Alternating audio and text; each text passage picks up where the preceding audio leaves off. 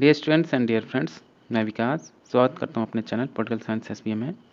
Students, BA में जो भी स्टूडेंट्स हैं उनके लिए एक बेहद महत्वपूर्ण कंपलसरी पेपर अनिवार्य विषय के तौर पर राष्ट्र गौरव, पर्यावरण एवं मानवाधिकार अध्ययन है। ये बीए के स्टूडेंट्स को इसमें पास होना, इसमें क्वालिफाई करना सबके लिए कंपलसरी हो, चाहे आप फर्स्ट ईयर में क्वालिफाई करें, सेकंड ईयर में करें या लास्ट में थर्ड ईयर में क्वालिफाई करें। बिना इसके क्वालिफाई किए आपकी मार्कशीट कंप्लीट नहीं होगी, उस पर INC लिख के या इनकम्प्लीट ही रहेगा। इसलिए बेहद ज़रूरी है कि आप राष्ट्र गौरव की परीक्षा को पास करें। उसी के क्रम में आज हम राष्ट्र गौरव के पुराने क्वेश्चन पेपर लेकर आए सॉल्व करने के लिए, जो आपके आगामी जो राष्ट्र गौरव का पेपर है संडे को 23 तारीख को, उसके लिए बेहद महत्वपूर्ण है। तो आइए इसको सॉल्व करते हैं। पुराने पेपर सॉल्व करने से ये लाभ हो जाता है कि ये आपको अंदाज़ा या गेस कर लेते हैं कि क्वेश्चन का पैटर्न क्या है और कहाँ कहाँ से क्वेश्चन आपसे पूछे जाएंगे। तो जरूरी है कि आप राष्ट्र गौरव के क्वेश्चन पेपर को पिछले एक दो सालों का सॉल्व करके जरूर जाएं। और ये आपका कंपलसरी पेपर, इसमें पास होना आपका अनिवार्य है, और इसमें नहीं पास होते हैं तो आपकी मार्कशीट जो है INC या इनकम्प्लीट ही रहेगी। इसलिए थोड़ा सीरियसली इसको थोड़ा सा पढ़ लेंगे तो आप इसमें पास हो जाएंगे। ये 2021 का क्वेश्चन पेपर है। तो आइए सॉल्व करते हैं। आगे बढ़ने से पहले एक रिक्वेस्ट है, अगर आप चैनल पर नए हैं तो प्लीज़ चैनल को सब्सक्राइब कीजिए, वीडियो को पूरा देखिए और साथ ही अपने दोस्तों में भी शेयर कीजिए। क्वेश्चन नंबर 1 है, राष्ट्र के लिए आवश्यक घटक नहीं है भूखंड, विशिष्ट भूखंड में निवास करने वाले जन समुदाय, विशिष्ट जीवन पद्धति या जातिवाद। तो राष्ट्र के लिए आवश्यक घटक आपका जातिवाद नहीं है। ऑप्शन डी राइट आंसर होगा। नेक्स्ट क्वेश्चन है क्वेश्चन नंबर 2, राष्ट्र का प्रथम उल्लेख किस ग्रंथ में किया गया है? तो ऋग्वेद, अथर्ववेद, वैदिक ब्राह्मण या भगवद गीता। तो राष्ट्र शब्द का सर्वप्रथम उल्लेख आपका ऋग्वेद में मिलता है। क्वेश्चन नंबर 3 है, पद्मावत किसकी रचना है? शेख बनी की, कासिम शाह की, कुतुबुन की या जायसी की। तो आपको सभी पता है जो फेमस रचना है, बेहद प्रसिद्ध रचना पद्मावत, जिसकी रचना मलिक मोहम्मद जायसी के द्वारा किया गया। नेक्स्ट क्वेश्चन है क्वेश्चन नंबर 4, संस्कृति शब्द का अर्थ है सभ्यता, परिशुद्ध, साहचर्य या उपयुक्त में से कोई नहीं। संस्कृति शब्द का अर्थ है आपका साहचर्य। ऑप्शन सी राइट आंसर होगा इसमें। क्वेश्चन नंबर 5 है, भारतीय संस्कृति का स्वरूप मूलतः मानवतावादी है, यह कथन सत्य है कि असत्य है या काल्पनिक है या उपयुक्त में से कोई नहीं। तो भारतीय संस्कृति का स्वरूप मूलतः मानवतावादी है, ये कथन पूर्णतः सत्य है। ऑप्शन ए राइट आंसर होगा। क्वेश्चन नंबर 6 है, वैदिक साहित्य की अंतिम कड़ी है उपनिषद, संहिता, ब्राह्मण ग्रंथ या आरण्यक ग्रंथ। तो वैदिक साहित्य की अंतिम कड़ी आपकी उपनिषद है। ऑप्शन ए राइट आंसर होगा। क्वेश्चन नंबर 7 है, द्वैपायन नाम है भीष्म का, कृष्ण का, वेद व्यास का या कौटिल्य का। तो द्वैपायन नाम आपका फेमस महाकाव्य महाभारत के रचयिता वेद व्यास हैं। ऑप्शन सी, तो द्वैपायन के नाम से वेद व्यास फेमस है। नेक्स्ट क्वेश्चन क्वेश्चन नंबर 8, प्राचीन भारतीय साहित्य में सोना के लिए कौन सा नाम नहीं मिलता है? हेम, शतमान, रजत या कंचन। तो इसका आंसर होगा ऑप्शन सी रजत। क्वेश्चन नंबर 9 है, निम्नलिखित में कौन से ऋषि या आचार्य या गुरु चिकित्सा विज्ञान से संबंधित नहीं है? तो चूंकि आपके नागार्जुन ये आपके व्याकरण है या महाभाष्यकार हैं ये, लेकिन चरक, सुश्रुत और धर्मांतरी तीनों ही आपके चिकित्सा विज्ञान से संबंधित हैं, इसलिए इसका आंसर ऑप्शन ए नागार्जुन चिकित्सा विज्ञान से संबंधित नहीं है। क्वेश्चन नंबर 10 है, रिपु शब्द किस धातु से संबंधित है? क्वेश्चन नंबर 10 है, कांसा, सीसा, लोहा या तांबा। रिपु धातु आपका सीसा से संबंधित है। ऑप्शन बी राइट आंसर होगा। क्वेश्चन नंबर 11, तराइन की लड़ाई कब लड़ी गई? 1192, 1506, 1526 या 826। तो तराइन का युद्ध आपका 1192 में लड़ा गया। ऑप्शन ए राइट आंसर होगा। नेक्स्ट क्वेश्चन है क्वेश्चन नंबर 12, पानीपत का प्रथम संग्राम कब हुआ? यानी पानीपत का प्रथम युद्ध कब हुआ? तो 1526 में हुआ। ऑप्शन बी राइट आंसर होगा। क्वेश्चन नंबर 13 है, पानीपत का द्वितीय युद्ध किसके बीच हुआ? पृथ्वीराज चौहान, मोहम्मद गौरी, बाबर और इब्राहिम लोदी, अकबर और हेमू या दौलत राव सिंधिया और अंग्रेजों के बीच। तो पानीपत का द्वितीय युद्ध आपका अकबर और हेमू के बीच में हुआ 1556 में। ऑप्शन सी राइट आंसर होगा। क्वेश्चन नंबर 14, कौटिल्य का सप्तांक सिद्धांत संबंधित है? तो कौटिल्य का सप्तांग सिद्धांत आपकी राज्य की परिभाषा से संबंधित है। कौटिल्य जिसकी फेमस सर्वप्रसिद्ध बुक अर्थशास्त्र में, जो कि राजनीति विज्ञान पर महत्वपूर्ण पुस्तक है, भारतीय परंपरा की राजनीतिक व्यवस्था से परिचित कराता है ये आपको। और उसी के द्वारा राज्य के बारे में बात करते हुए राज्य की 7 अंगों की बात करते हैं, जिसे हम सप्तांग बोलते हैं। तो जो और वो सप्तांग राज्य की परिभाषा से संबंधित है। क्वेश्चन नंबर 15 है, प्राचीन भारतीय गणराज्य में महाजनपदों की संख्या थी। तो यानी महाजनपदों की कुल संख्या कितनी थी? तो महाजनपदों की कुल संख्या आपकी 16 थी, यानी 16 महाजनपद हुआ करते थे। क्वेश्चन नंबर 16 है, बौद्ध चित्रकला के प्रमुख केंद्र अजंता गुफा में किन कलाओं का अद्वितीय संगम है? तो इसमें मूर्ति कला है, स्थापत्य कला है,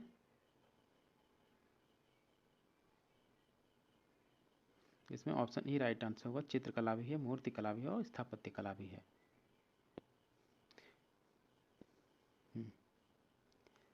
रामायण की रचना किसने की थी? क्वेश्चन नंबर 17 है। तो आप सभी को पता है कि रामायण की रचना वाल्मीकि के द्वारा की गई थी। ऑप्शन सी राइट आंसर होगा। क्वेश्चन नंबर 18, चरक दरबार में थे, यानी चरक किसके दरबार में थे? कनिष्क के, हुविस्क के, अशोक के या समुद्रगुप्त के? तो चरक आपके कनिष्क के दरबार में थे। ऑप्शन ए राइट आंसर होगा। क्वेश्चन नंबर 19, धार्मिक पत्रिका कल्याण किस शहर से प्रकाशित होती है? कुशीनगर से, गोरखपुर से, मथुरा से या वृंदावन से? तो धार्मिक पत्रिका कल्याण गोरखपुर से प्रकाशित होती है। ऑप्शन बी राइट आंसर होगा, गोरखपुर। क्वेश्चन नंबर 20, महावीर स्वामी का प्रारंभिक नाम यानी बचपन का क्या नाम था? तो उनके बचपन का नाम, महावीर स्वामी के बचपन का नाम आपका वर्धमान था। ऑप्शन बी राइट आंसर होगा। क्वेश्चन नंबर 21, ज्या पद्धति किसकी देन है? आर्यभट्ट, श्रीधराचार्य, पाइथागोरस या वराहमिहिर? तो ज्या पद्धति आपकी पाइथागोरस की देन है। ऑप्शन सी सही होगा। क्वेश्चन नंबर 22, अर्थशास्त्र के रचयिता कौन है? तो अर्थशास्त्र के रचयिता कौटिल्य हैं। इनको भारत का मैकियावली कहा जाता है। Option A. और इन्होंने प्रसिद्ध रचना अर्थशास्त्र की रचना की। ऑप्शन ए राइट आंसर होगा। क्वेश्चन नंबर 23, नालंदा कहाँ स्थित है? उत्तर प्रदेश, बिहार, बंगाल या आंध्र प्रदेश? तो आप सभी को पता है कि नालंदा कहाँ स्थित है? बिहार प्रांत में स्थित है। नेक्स्ट क्वेश्चन है क्वेश्चन नंबर 24, संपूर्ण बृहत्तर भारत तक किस सम्राट का साम्राज्य विस्तारित था? अशोक का, चंद्रगुप्त द्वितीय का, समुद्रगुप्त का या सम्राट हर्षवर्धन का? तो संपूर्ण बृहत भारत पर सम्राट अशोक का साम्राज्य विस्तारित था। ऑप्शन ए राइट आंसर होगा। क्वेश्चन नंबर 25, किस भारतीय राजवंश ने सर्वप्रथम स्वर्ण मुद्राओं का प्रवर्तन किया? 25 है, मौर्य वंश, गुप्त वंश, सातवाहन वंश या शुंग वंश? तो सर्वप्रथम स्वर्ण मुद्राओं को प्रवर्तन करने का कार्य मौर्यों के है। ये सही होगा। क्वेश्चन नंबर 26, पंच महाव्रत संबंधित हैं किससे? भागवत धर्म से, महाभारत से, जैन धर्म से या बौद्ध धर्म से? तो पंच महाव्रत आप सभी को पता है किससे संबंधित है? जैन धर्म से संबंधित है। क्वेश्चन नंबर 27, किरातुजनियम के रचयिता कौन है? भारवी, आर्यभट्ट, विष्णु शर्मा या कौटिल्य? तो भारवी के द्वारा किरातुजनियम लिखा गया। ऑप्शन ए राइट आंसर होगा। क्वेश्चन नंबर 28, प्रेम मार्गी कवि हैं मलिक मोहम्मद जायसी, कुंभन दास, कालिदास या उपरोक्त में से कोई नहीं? तो कुंभन आपके प्रेम मार्गी कवि आपके मलिक मोहम्मद जायसी हैं। Option A. और मलिक मोहम्मद जायसी ने ही पद्मावत की रचना की। क्वेश्चन नंबर 29, भारत का नेपोलियन कहा जाता है, यानी किस सम्राट को भारत का नेपोलियन कहा जाता है? ये तो हम बचपन से पढ़ते आ रहे हैं। किसको कहा जाता है भारत का नेपोलियन? समुद्रगुप्त को कहा जाता है भारत को Napoleon. Option A right answer होगा। क्वेश्चन नंबर 30, गीत गोविंद की रचना किसने की? नेक्स्ट क्वेश्चन है क्वेश्चन नंबर 30, गीत गोविंद की रचना किसने की? सूरदास, नामदेव, जयदेव या तुलसीदास? तो क्वेश्चन नंबर 30, गीत गोविंद की रचना आपके जयदेव के द्वारा किया गया। ऑप्शन सी राइट आंसर होगा, जयदेव। क्वेश्चन नंबर 31, कौन सा संस्कार शिक्षा से संबंधित है? हिंदुओं में कुल 16 प्रकार के संस्कार हैं, उनमें सबसे महत्वपूर्ण आपका उपनयन संस्कार है। ऑप्शन बी, जो कि शिक्षा से संबंधित है, उपनयन संस्कार। क्वेश्चन नंबर 32 है, निम्नलिखित में से कौन अक्षय ऊर्जा का उदाहरण नहीं है? भूतापीय ऊर्जा, परमाणु ऊर्जा, जल विद्युत ऊर्जा या सौर ऊर्जा? तो इसमें आंसर होगा भूतापीय ऊर्जा, यानी ऑप्शन ए राइट आंसर होगा।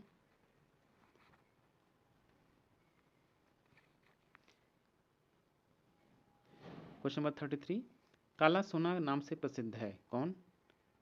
कोयला, लोहा, चट्टान या मिट्टी? तो आप सभी को पता है काला सोना से प्रसिद्ध आपका कोयला है, ऑप्शन ए राइट आंसर है।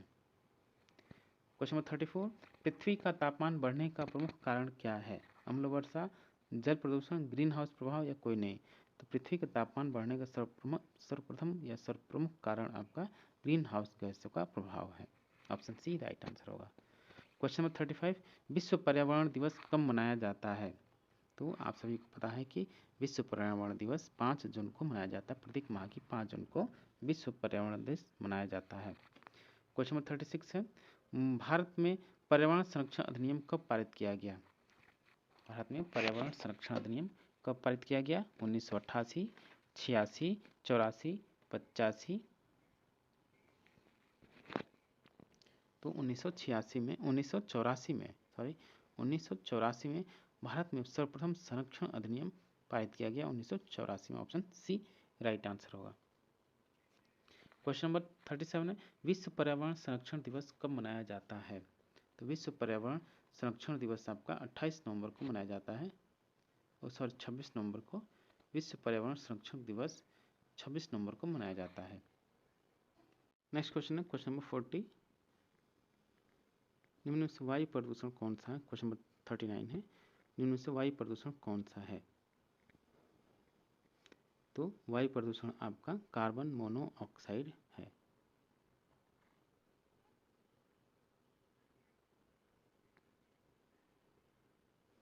आंसर सी सही होगा, option C carbon monoxide. Question number 40 है, नेक्स्ट क्वेश्चन, भारत पर्यावरण के अंतर्गत समाहित है? तो पर्यावरण के अंतर्गत जल प्रदूषण, वायु प्रदूषण, भूमि, ये सभी शामिल हैं आपके पर्यावरण के अंतर्गत। जल, वायु, भूमि तीनों शामिल हैं, इसलिए इसका आंसर उपयुक्त डी सही होगा। क्वेश्चन नंबर 41 है, जलवायु परिवर्तन का कारण क्या है? तो जलवायु परिवर्तन का सर्वप्रथम या प्रमुख कारण आपका ग्रीन हाउस गैस है, ओजोन परत का क्षरण है और प्रदूषण भी है, इसलिए इसका आंसर ऑप्शन डी सही होगा, उपयुक्त सभी। क्वेश्चन नंबर 42, वातावरण में सर्वाधिक प्रदूषक गैस कौन सी है? तो वातावरण में सबसे प्रदूषक गैस आपकी बेंजामिन है, बेंजीन, यानी ऑप्शन बी सही होगा। क्वेश्चन 43, वन महोत्सव सप्ताह कब मनाया जाता है? तो वन महोत्सव सप्ताह आप सभी को पता है 1 से 7 मई को मनाया जाता है वन महोत्सव सप्ताह। क्वेश्चन नंबर 44, प्रदूषण रहित ऊर्जा प्राप्ति का सही विकल्प है? तो प्रदूषण रहित ऊर्जा प्राप्ति का विकल्प आपका सौर ऊर्जा, इसमें किसी प्रकार का प्रदूषण नहीं होता है, पवन ऊर्जा में भी और बायोगैस में भी, इसलिए इसका आंसर ऑप्शन डी सही होगा। क्वेश्चन 47, ऊर्जा का इसके बाद 45 आएगा। क्वेश्चन 45, वायुमंडल की किस परत को सुरक्षा परत के रूप में जाना जाता है? तो ओजोन मंडल को, ओजोन परत को पर्यावरण या वायुमंडल की परत को सुरक्षा परत के रूप में जाना जाता है, ओजोन मंडल, ऑप्शन सी राइट आंसर होगा। क्वेश्चन 46, पृथ्वी के तापमान में वृद्धि का कारण है? तो पृथ्वी के तापमान में सबसे बड़ा कारण आपका ग्रीन हाउस गैस में निरंतर वृद्धि, बाकी सब तो हैं लेकिन सबसे महत्वपूर्ण कारण आपका ग्रीन हाउस गैसों में वृद्धि होती जा रही है, ऑप्शन बी राइट आंसर है। क्वेश्चन नंबर 47 है, ऊर्जा का गैर परंपरागत स्रोत है? जल ऊर्जा, पवन ऊर्जा, भूगर्भीय ताप ऊर्जा? तो ऊर्जा का परंपरागत स्रोत आपका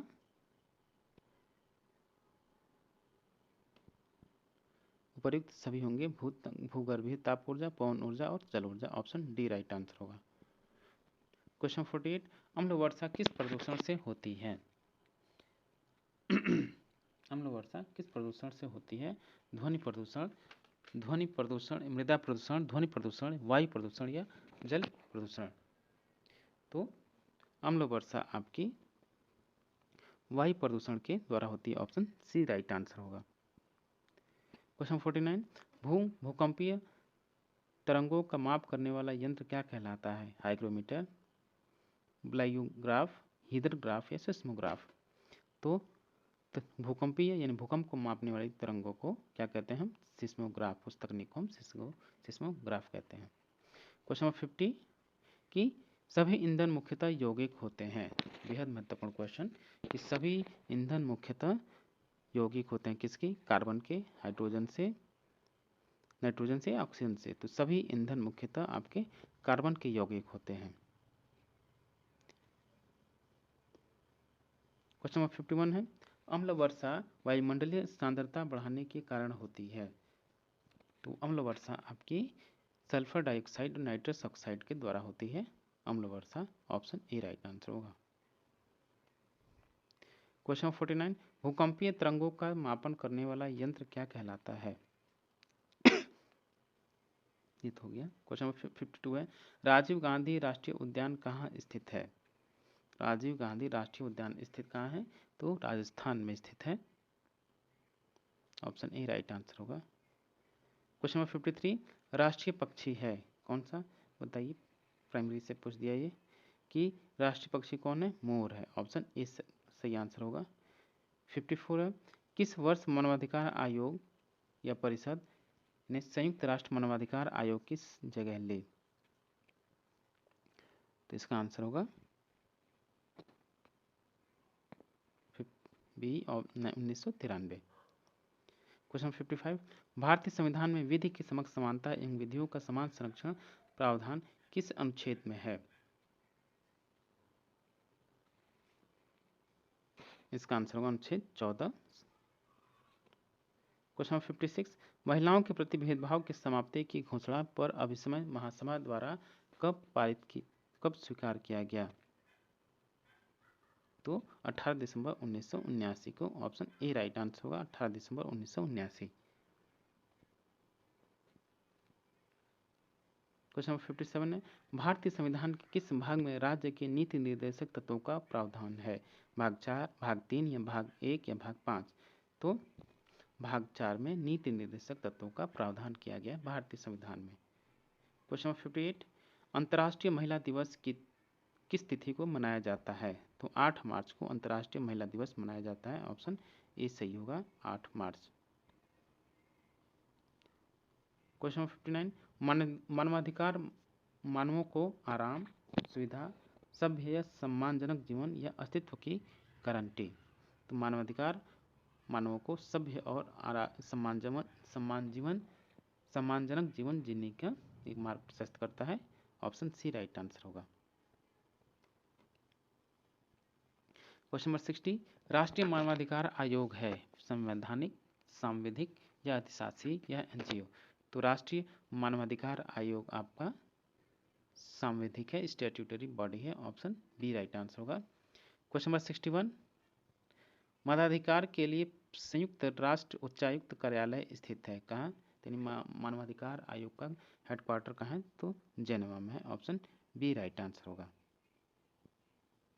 क्वेश्चन नंबर 63, भारतीय संविधान के तहत संपत्ति का अधिकार अब क्या है? मौलिक अधिकार से हटाकर इसको हमने क्या कर दिया?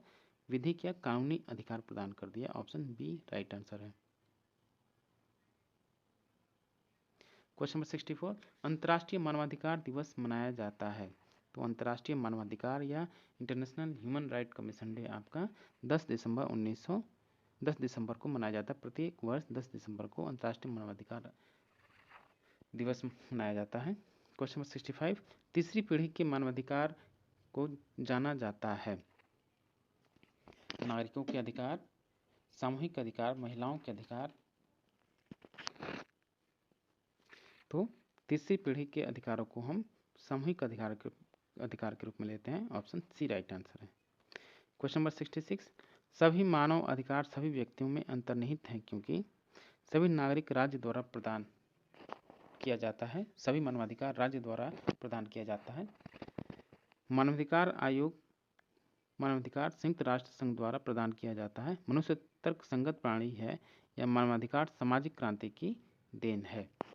तो जो सभी मानवाधिकार सभी व्यक्तियों में अंतर्निहित हैं, किस में है?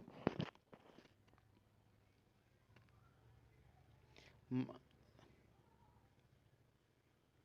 नंबर 67 है, भारत के संविधान में काम करने का अधिकार किस अनुच्छेद में दिया गया है? तो अनुच्छेद 43 में काम करने के अधिकार को प्रदान किया गया है। ऑप्शन सी राइट आंसर होगा। क्वेश्चन नंबर 68 है, भारत के संविधान में समान कार्य के लिए समान वेतन की व्यवस्था सुनिश्चित है। तो समान कार्य के समान वेतन का ख्याल है आपका, और 1900 ऑप्शन डी अनुच्छेद 39। क्वेश्चन नंबर 69, मानवाधिकारों की सार्वभौम घोषणा पत्र में कौन सा अनुच्छेद विश्राम एवं खाली समय का अधिकार की व्याख्या करता है?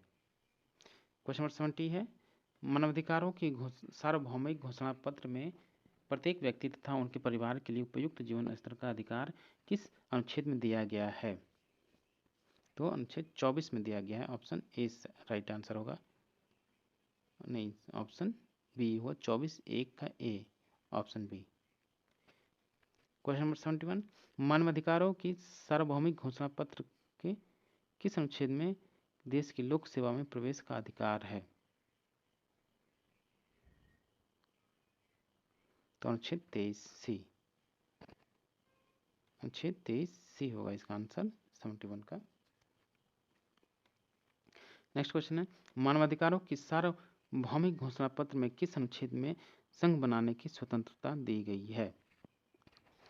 अनुच्छेद 19, 20, 21, 22 या 22(1)। तो घोषणा पत्र में किस अनुच्छेद में? तो ये इसका आंसर होगा ऑप्शन ए अनुच्छेद 19। नेक्स्ट क्वेश्चन है 73, मानवाधिकारों की सार्वभौमिक घोषणा में किस अनुच्छेद में शांतिपूर्ण सभा करने का अधिकार दिया गया है? तो इसका आंसर होगा option A.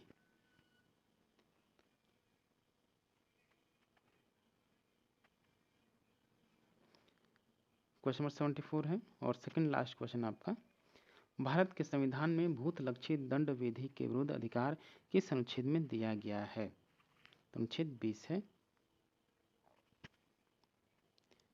Question number 75, Bharat के संविधान में एक अपराध के लिए एक से अधिक बार दंड देने के विरुद्ध अधिकार दिया गया है। तो अनुच्छेद 20(1) इसका आंसर होगा ऑप्शन ए राइट आंसर। तो डियर स्टूडेंट्स, ये था आपका 2021 का राष्ट्र गौरव का पेपर, पुराना पेपर, जिसको हमने सॉल्व किया, क्योंकि आपके आगामी एग्जाम के लिए राष्ट्र गौरव के एग्जाम के लिए बेहद महत्वपूर्ण है। और भी आपको कहीं से इसका ओरिजिनल क्वेश्चन पेपर मिलता है, तो इसको आप 1, 2, 3 बार अवश्य सॉल्व करके एग्जामिनेशन हॉल में जाएँ। Thank you for watching. मिलते हैं आपसे नेक्स्ट वीडियो में, and please subscribe this channel.